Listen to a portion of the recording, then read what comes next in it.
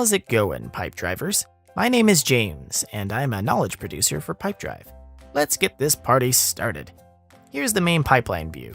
This is the first screen you'll see when you log in. Now, what is a sales pipeline exactly?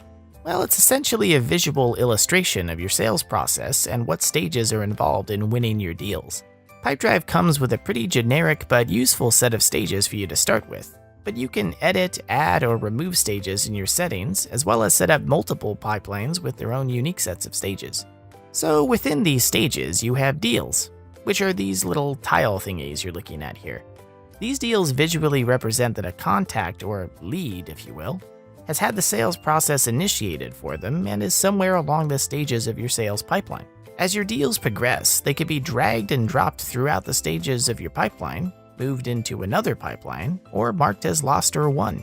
Pipedrive also tracks the success rate of each of these stages and will summarize them in your company statistics. Now, if we want to go ahead and just click on any of these deals, you'll be taken into the detail view of the deal, where you can view or edit details of the deal or contact. You also get a nice chronological view of the deal's history and happenings.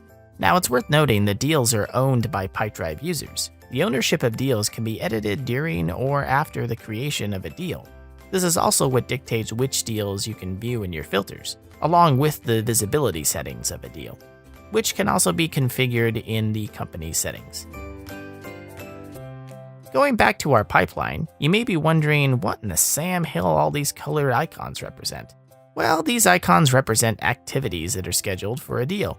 If a deal has a scheduled activity that's overdue, it will highlight in red and automatically advance to the very top of your list to make you aware of its importance. The next priority would be deals that have activities that are due today, and these are the green icons. After that, Pipedrive will present you with deals that have no activity scheduled at all. This is what the yellow exclamation mark is. You always do kind of want to have a next activity scheduled to stay on top of your game, and this is why Pipedrive will prioritize these over deals that have activities that are due in the future, which is what these gray icons represent. So that basically means you're always going to have deals with the highest priority automatically move to the top of your list. This keeps you focused on what's important in the moment, kind of like having a personal assistant to your sales needs. From here, you can also mark activities as completed and say, "What?" See here how Pipedrive will immediately prompt you to schedule your next activity for the deal? How you like them apples? So now that we have our next activity scheduled, we can then move the deal over into the next stage of the sales process by dragging it over. Now, what if you wanted to only see deals that match specific criteria? Over here in the upper right corner, you have the ability to switch back and forth between your pipelines, as well as narrow down your deals by filtering them here.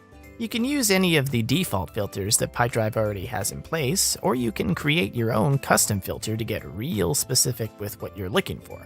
So just to quickly demonstrate, let's say I only wanted to see deals that are open, belong to me, and whose company address happened to be in California. Well, with just a few clicks, we can do exactly that. You can also filter by any custom field that you set up in your settings. These filters can be shared with your fellow Pipedrive users or kept private. You can also name it so that you can easily navigate through different filters in the future. So now you might be like, oh, well, that's all well and good, right? But let's talk about the pipeline concept a bit. Like, how does all of this really help us stay focused and win more deals?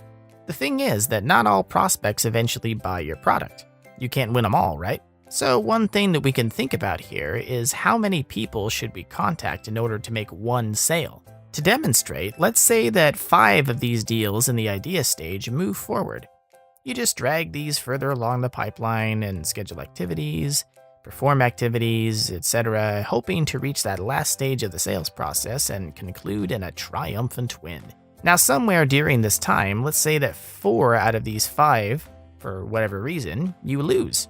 But you do win 1. So what does this essentially tell us? Out of every 5 deals, you win 1. So what if you wanted to definitely close at least 4 deals? Well, you simply need to get 20 deals through the stages of this pipeline. Now, of course, these numbers and conversion rates are verified by actually doing the work and reviewing your statistics later on. Here you can see in your company statistics what your win-to-loss ratio is. So in the end, to make a specific number of sales, you need to do a certain number of activities, and that's where the visibility of a sales pipeline is invaluable. This will greatly assist you in guaranteeing stellar sales results as well as help you efficiently work through your deals. So that's the bread and butter of Pipedrive, everybody. So go get yourself some pipeline action today and start adding your first deal. Just remember that coffee's for closers.